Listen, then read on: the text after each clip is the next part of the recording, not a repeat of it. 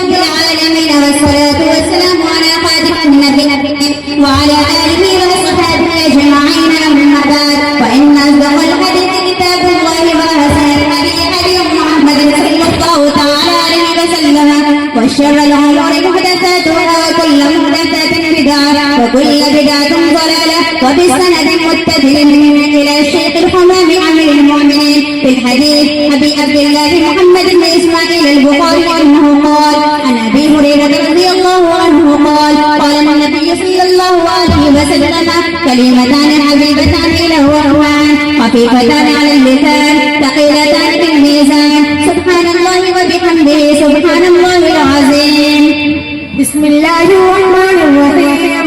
الحمد لله رب العالمين والصلاة والسلام على خاتم النبيين وعلى آله وصحبه أجمعين أما بعد فإن أصدق الحديث كتاب الله وأحسن الهدي هدي محمد صلى الله عليه وسلم وشر الأمور محدثاتها وكل محدثات بدعة وكل بدعة ضلالة وبالسند المتصل منا إلى الشيخ الهمام أمير المؤمنين في الحديث أبي عبد الله محمد بن إسماعيل البخاري أنه قال عن أبي هريرة رضي الله عنه قال قال النبي صلى الله عليه وسلم كلمتان حبيبتان إلى الرحمن خفيفتان على اللسان ثقيلتان في الميزان سبحان الله وبحمده سبحان الله العظيم. بسم الله الرحمن الرحيم. عن أبي هريرة رضي الله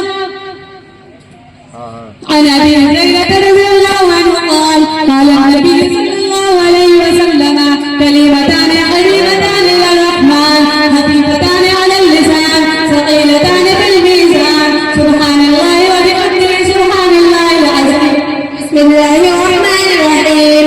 عن أبي هريرة رضي الله عنه قال قال النبي صلى الله عليه وسلم كلمتان حبيبتان إلى الرحمن خفيفتان على اللسان ثقيلتان في الميزان سبحان الله وبحمده سبحان الله العظيم. بسم الله الرحمن الرحيم. عن أبي هريرة رضي الله عنه قال قال النبي صلى الله عليه وسلم كلمتان حبيبتان إلى الرحمن خفيفتان على اللسان ثقيلتان في الميزان سبحان الله وبحمده سبحان الله العظيم. بسم الله الرحمن الرحيم. عن أبي هريرة رضي الله عنه قال قال النبي صلى الله عليه وسلم كلمتان حبيبتان إلى الرحمن خفيفتان على اللسان ثقيلتان في الميزان سبحان الله وبحمده سبحان الله العظيم. بسم الله الرحمن الرحيم. عن أبي هريرة رضي الله عنه قال قال النبي صلى الله عليه وسلم كلمتان حبيبتان إلى الرحمن خفيفتان على اللسان ثقيلتان في الميزان سبحان الله وبحمده سبحان الله العظيم.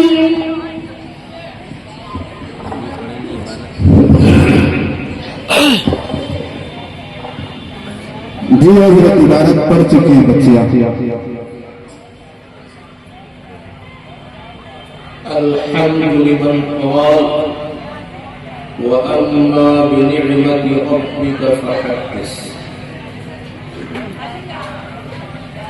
والصلاة والسلام على من قال إنما بعثت معلما وعلى آله وأصحابه وأتباعه وأزواجه وذرياته إلى يوم الدين. أما بعد فأعوذ بالله من الشيطان الرجيم. بسم الله الرحمن الرحيم. لا تحرك به لسانك لتعجل به إن علينا جمعه وقرآنه فإذا قرأناه فاتبع قرآنه ثم إن علينا بيانه. صدق الله العظيم. بے عشق محمد بے عشق محمد جو پڑھتا ہے پڑھتی ہے سنتا ہے سنتی ہے بخاری آتا ہے بخار اس کو آتی نہیں بخار عموماً تکمیل بخاری شریف کے حوالے سے جو بسم کا انعقاد ہوتا ہے تو سامعین پر بخاری کا رنگ تو نہیں چڑھتا ہے لیکن انہیں بخار ضرور آ جاتا ہے اس لیے کہ وقت بہت زیادہ ہو جاتا ہے۔ الحمدللہ آج آپ کے اوپر بخار نہیں آئے گا بلکہ بخاری شریف کا رنگ چڑھے گا، اس لیے کہ وقت کم ہے۔ جو آپ کے کھانے پینے اور آرام کرنے کا وقت ہے بالکل اس کے مطابق پروگرام کو ختم ہونا ہے، پھر نماز ہوگی کھانا ہوگا۔ میں نے یہ شعر اس لیے سنایا کہ بخاری شریف پڑھنے والے ہوں یا پڑھانے والے ہوں یا سننے والے ہوں یا سنانے والے ہوں، ان کا عشق نبی کے اندر ڈوبنا ضروری ہے۔ جب تک کہ عشق نبی میں نہیں ڈوبیں گے نہ آپ کو بخاری آئے گی اور آپ کے اوپر بخاری شریف کا رنگ چڑھے گا۔ دیکھیے ہم نے ابھی کچھ دن پہلے آواز میں کہا کہ ہم عجمی لوگ یعنی جن کا تعلق عالم عرب سے نہیں ہے کتنے سعادت مند ہیں، نیک بخت ہیں، نصیبہ ور ہیں۔ آپ کہیے گا کیسے آپ سعادت مند اور نصیبہ ور ہو گئے؟ ابھی آپ کرتا برے صغیر کے اندر علماء اور محدثین کی اصطلاح میں 6 کتابوں کو صحائح ستہ کہا جاتا ہے، یعنی 6 صحیح اور معتبر ترین حدیث پاک کی کتاب۔ نمبر 1 بخاری شریف، نمبر 2 مسلم شریف، نمبر 3 ترمذی شریف، نمبر 4 ابو داؤد شریف، نمبر 5 ابن ماجہ شریف اور نمبر 6 نسائی شریف۔ برے صغیر کے علماء اور محدثین کی اصطلاح میں حدیث پاک کی ان 6 کتابوں کو صحائح ستہ کا عنوان دیا جاتا ہے۔ بہت اچھی بات ہے، لیکن آپ کو یہ جان کر حیرت ہوگی کہ ان 6 کتابوں میں نسائی شریف کے علاوہ جو 5 کتابیں ہیں ان 5 کتابوں کے لکھنے والوں میں سے ایک بھی محدث نہ مکہ شریف کا ہے، نہ مدینہ پاک کا ہے، نہ طائف کا ہے اور نہ ریاض کا ہے، بلکہ جس زمانے میں یہ دنیا میں موجود تھے اور اس وقت جو عالم کا نقشہ تھا تو اس عالمی نقشے کے مطابق ان سارے محدثین کا تعلق عالم عجم سے تھا۔ اب کہیے گا کہ یہ عجم کیا ہے اور یہ عرب کیا ہے؟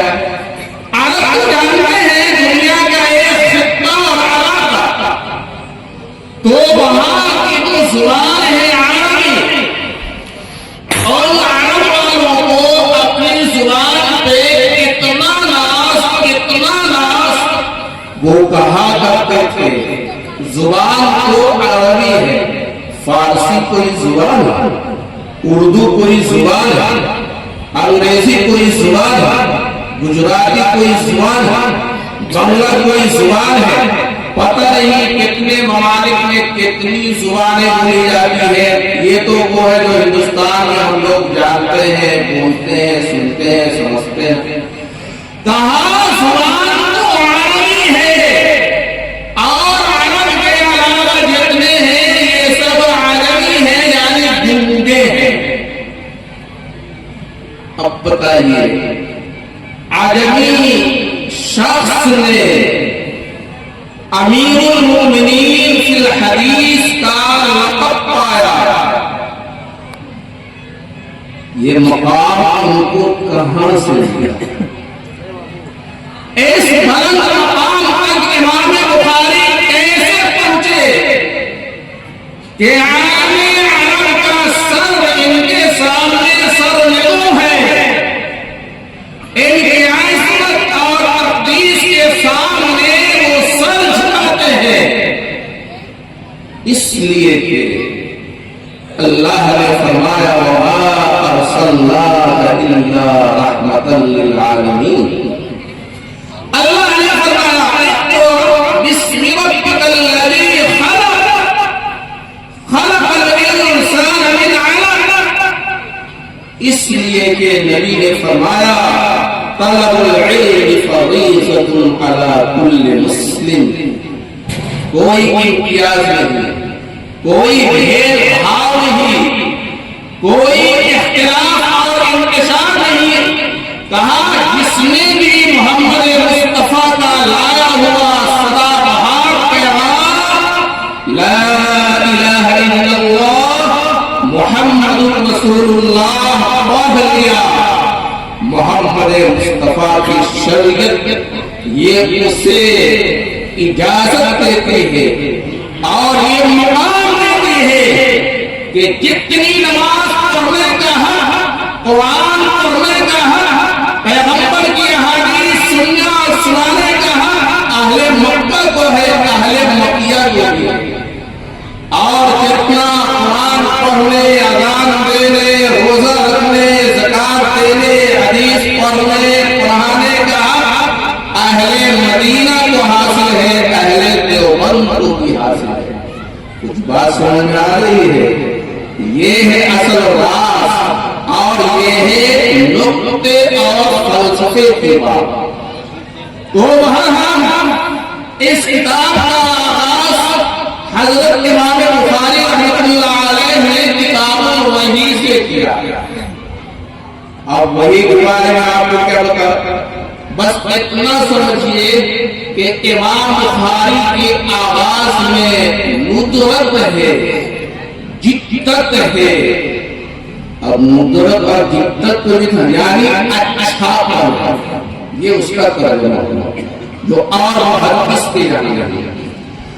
اور کتاب وحی کے بعد حضرت امام بخاری رحمۃ اللہ علیہ کتاب الایمان لائے، یعنی عقیدے کو بیان کیا۔ اور پھر جب کتاب ختم ہونے کے قریب ہے تو ختم کتاب پر جو کتاب لاتے ہیں اس کا نام ہے کتاب التوحید۔ کتاب الایمان اور کتاب التوحید دونوں کا تعلق ایمان سے ہے، عقیدے سے۔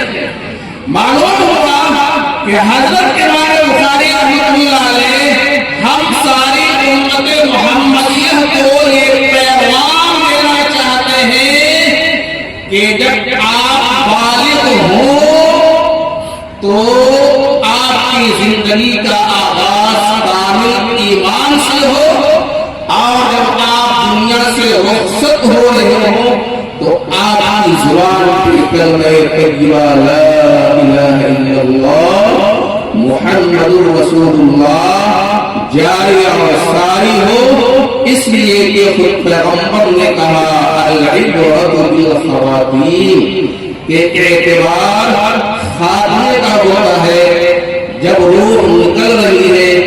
پہلا کلمہ اللہ نے جاری کر دیا، پیغمبر نے کہا من کان آخر کلامہ لا الہ الا اللہ دخل الجنہ، جنت استقبال کرنے کے لیے تیار ہے، بس جائے بارہ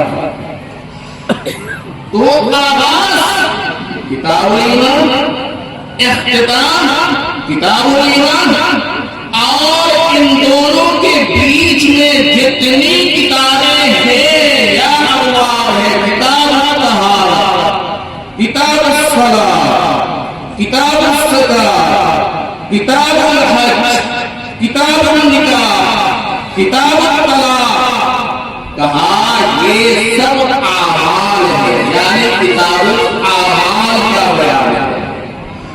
اور آخری بات اور آخری حدیث حضرت امام بخاری رحمۃ اللہ علیہ روایت، اس کا تعلق ہے عمل کو تولے جانے سے۔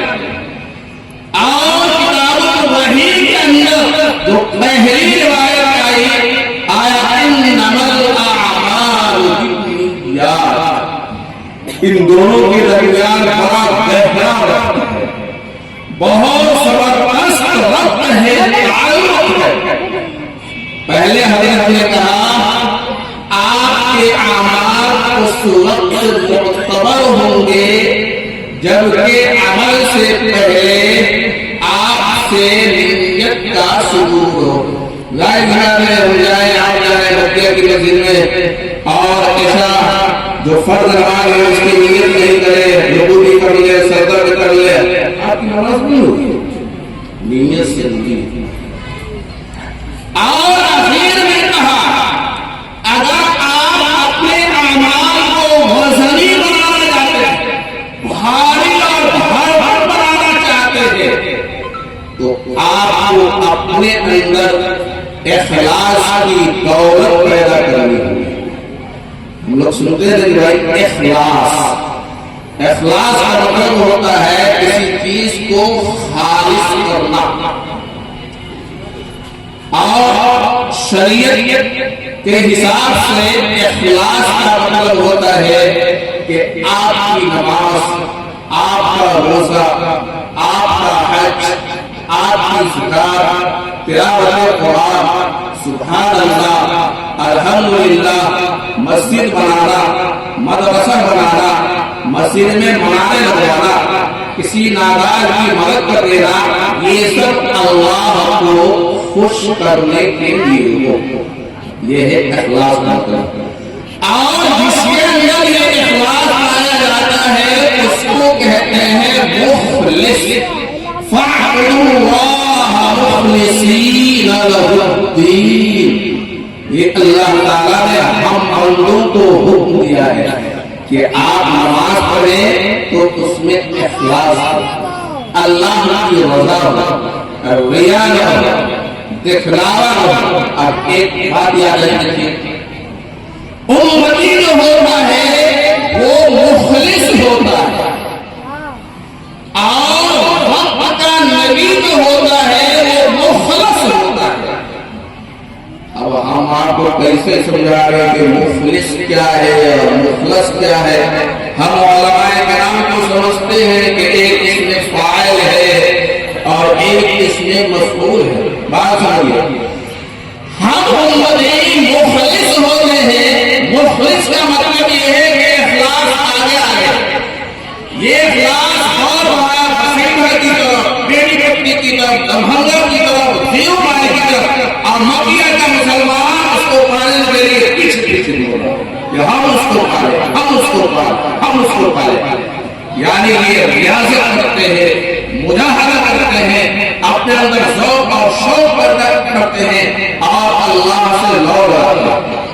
اور انبیاء کرام جو ہوتے ہیں وہ مخلص ہوتے ہیں، یعنی انبیاء آگے ہوتے ہیں اور اخلاص ان کے پیچھے ہوتی ہے، اور اخلاص کی یہ کوشش ہوتی ہے کہ ہم وقت کے نبی کو پائیں۔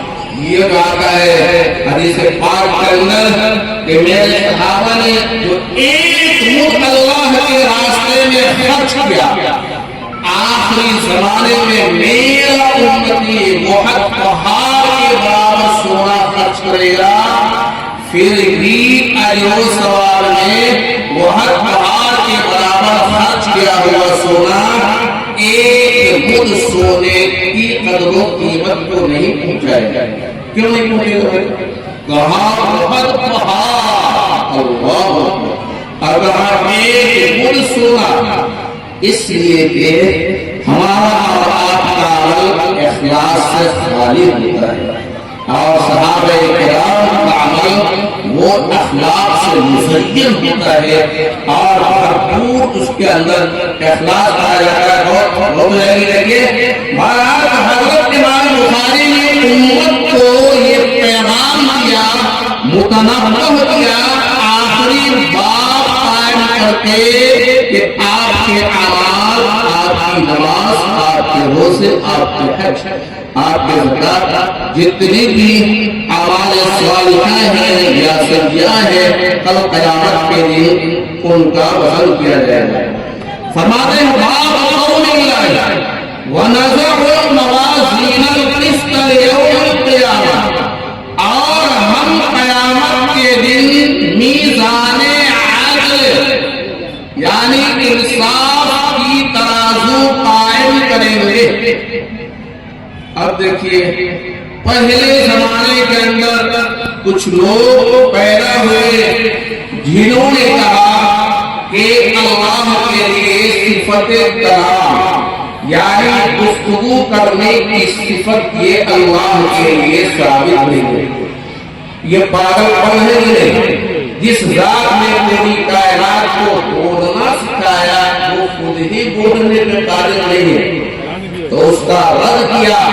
حضرت امام بخاری رحمۃ اللہ علیہ نے یہ فرما کر کے باب قول اللہ، اللہ کا فرمان ہے یعنی اللہ نے تکلم کیا ہے، اللہ کی ذات بولی ہے، تب تو یہ قول ہوا اور تب تو یہ اللہ کی بات ہوئی کہ ہم قیامت کے دن میزان عدل قائم کریں گے اور بے شک بنی آدم یعنی انسانوں کے اعمال وقولہم واقوالہم اور ان کی زبانوں سے نکلی ہوئی باتیں یوزنو یا یوزنو یہ سب وزن کیے جائیں گے.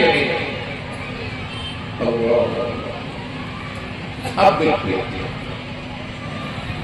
پہلے زمانے کے اندر کچھ لوگ پیدا ہوئے جن کو معتزلہ کہا جاتا ہے. انہوں نے کہا کہ اللہ کی یہ بات سمجھ میں نہیں آ رہی ہے کہ ہم کل قیامت کے دن میزان عدل قائم کریں گے اور پھر یہ بات کے بندوں کے اعمال اور اقوال تولے جائیں گے. آج بھی کچھ لوگوں کو یہ شبہ ہو سکتا ہے، اعتراض ہو سکتا ہے، اس لیے کہ ہم تولتے ہیں چاول کو، گندم کو، مکہ کو. چاول اس کے لیے ایک اسم، گندم اس کے لیے ایک اسم ہے. یعنی جتنی بھی اشیاء موزونہ ہے اس کا ایک جسم ایک مادہ ہمیں نظر آتا ہے اور ہم اس کو تولتے ہیں. اور ابھی ہم آپ چلیں گے دعا کے بعد نماز پڑھنے کے لیے، تو بتائیے نماز آپ کی کالی ہے، گوری ہے، لمبی ہے، پسپد ہے، موٹی ہے، چھوٹی ہے، اچھی ہے، خراب ہے، کوئی شکل کوئی جسم اس کا خالی موجود ہے؟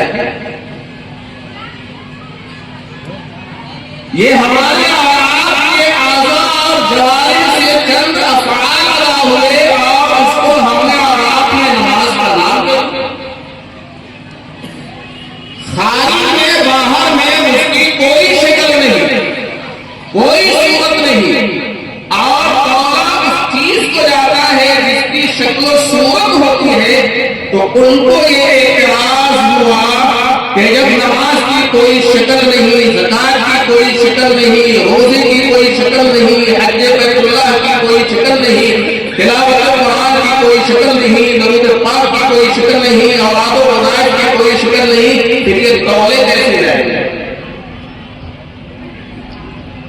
تو اب دیکھیے بات تو ہے قابل غور، لیکن اس زمانے کے لوگوں کے لیے سمجھنا تھوڑا مشکل تھا، لیکن اب ہمارے لیے اور آپ کے لیے اور ہمارے اور آپ کے گزر جانے کے بعد جو لوگ آئیں گے ان کے لیے سمجھنا تو بالکل آسان ہے۔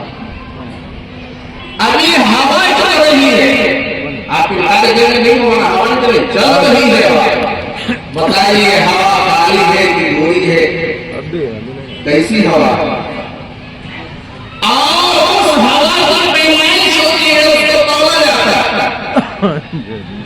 آپ اپنے جسم کے اندر حرارت محسوس کرتے ہیں اور ڈاکٹر کے پاس جاتے ہیں اور وہ تھرمامیٹر سے آپ کا ٹمپریچر ماپتا ہے اور وہ کہتا ہے کہ 96 ہے یا 97 ہے یا 99 ہے یا 100 ہے یا 100 ہے یا 102 قتل ہو جاتا ہے۔ کیسے مدد کہتا ہے؟ یہ زلزلہ کے جھٹکے جو آتے ہیں اتنی شدت کا تھا، اس کو بھی تولا جا رہا ہے اور اس کی بھی پیمائش ہے۔ تو صاف ستھری بات یہ ہے کہ ارے بھائی یہ اللہ نے فرمایا کہ ہم تولیں گے تو آپ کو دقت اور پریشانی اٹھانے کی کیا ضرورت نہیں تھی، آپ نہیں تھے اور اللہ نے آپ کو پیدا کر دیا اور آپ نے نماز پڑھی تو اس نماز کا تولا اللہ کے لیے کیا مشکل۔ اچھا اس کے علاوہ ہم لوگ بھی توڑتے کیسے؟ کہا تنہا کے جو حضرت قاری محمد طیب صاحب رحمۃ اللہ علیہ تھے، ارے ان کی جیسی نماز پڑھتے ہوئے تو میں نے کسی کو دیکھا ہی نہیں۔ آپ نے ان کی نماز کو توڑا اور ابھی آپ کہیں گے کہ جناب حضرت مولانا انوار اللہ صاحب قاسمی دامت برکاتہم العالیہ کا خطاب لایا، ارے پورے بہار میں ان کا جوڑا نہیں۔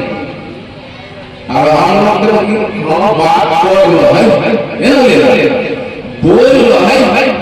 لیکن بیان تو مولانا انوار اللہ صاحب قاسمی صاحب کا، ہمارے بیان کو، ہمارے امام صاحب کے بیان کو، دوسرے مولانا کے بیان کو اور حضرت مولانا کے بیان کو آپ نے تولا نہیں تولا۔ یہ عجیب بات ہم تول رہے ہیں، جو چیز تولی نہیں جاتی ہے یہ الگ بات ہے کہ دماغ سے توڑ رہے ہیں، عقل اور فہم سے توڑ رہے ہیں اور اللہ کے لیے کہہ رہے ہیں کہ اعمال کا تولا جانا یہ تو مشکل ہے، ناممکن ہے، کیسے اس کو تولا جائے گا؟ ایمان لائیے اور اللہ کے حوالے کریے، تولنے کی کیفیت کیسی ہوگی، ترازو کیسے ہوں گے یہ اللہ جانتا ہے۔ اور اس زمانے میں سمجھانے کے لیے محدثین نے کہا کہ جس دفتر میں فرشتے بندوں کے نامے اعمال لکھتے ہیں اسی کو ادھر کر دیا جائے کہ بھائی دفتر نیکیوں کا یہ زیادہ وزنی ہے یا گناہوں کا دفتر یہ ہے اور اس کے حساب سے فیصلہ ہوگا۔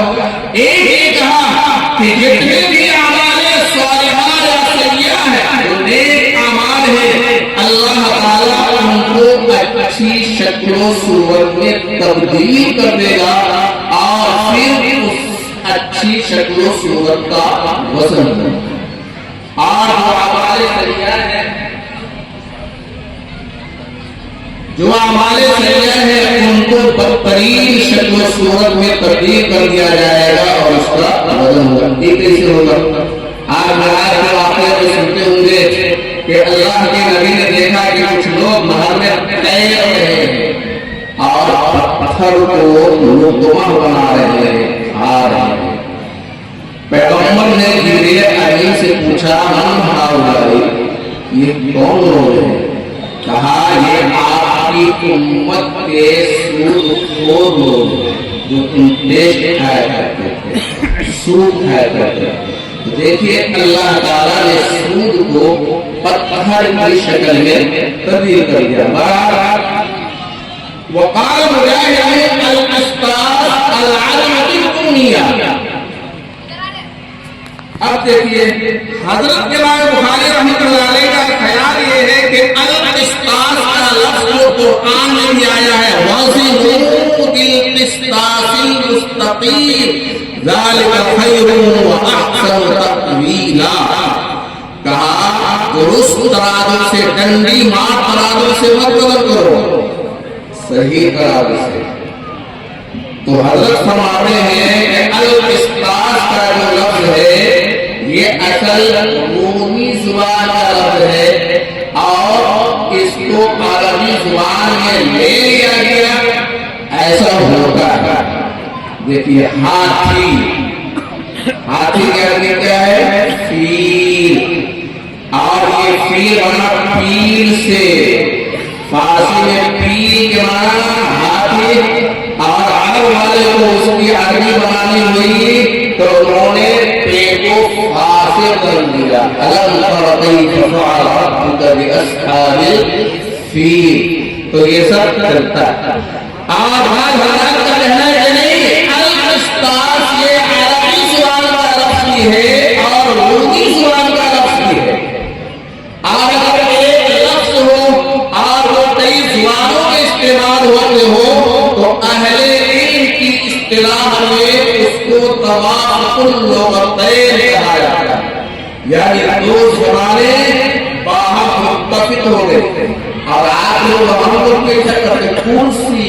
دیکھیے عربی میں بھی کرسی ہے اور فارسی میں بھی کرسی ہے اور اردو میں بھی کرسی ہے. قلم، دوا، ساری زبانوں میں. تو ایسے کہتے ہیں کہ القسطاس یہ عربی زبان کا بھی لفظ ہے اور اردو زبان کا بھی لفظ ہے. تو کہا مگر اس کے معنی ہے عدل اور انصاف. اور کہا جاتا ہے کہ اس یہ مقصد کا مصدر ہے. اب آپ اس کو کیا سمجھ لیا؟ یہاں پہ تو ہم لوگ پیچ و تاب پڑھاتے ہیں، اب آپ کو کیا سمجھ لیا؟ یہ مقصد آیا اور کہا کہ یہ مقصد کا مصدر ہے. مفتی صحیح صاحب رحمۃ اللہ علیہ بہت اچھی بات لکھی، مصدر نہیں اس میں مصدر. اگر مصدر ہو تو انصاف کرنا، یہ مصدر کرنا. اس میں مصدر ہو تو اس کا ترجمہ ہوگا انصاف.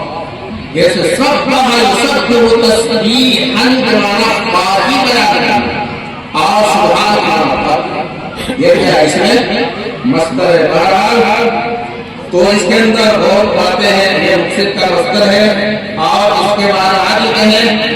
اور ہم نے ایک محدث صاحب کو بہت پیاری بات کرتے ہوئے سنا کہ دیکھیے قصد یقصد قسطن، قسطن اس کے معنی انصاف.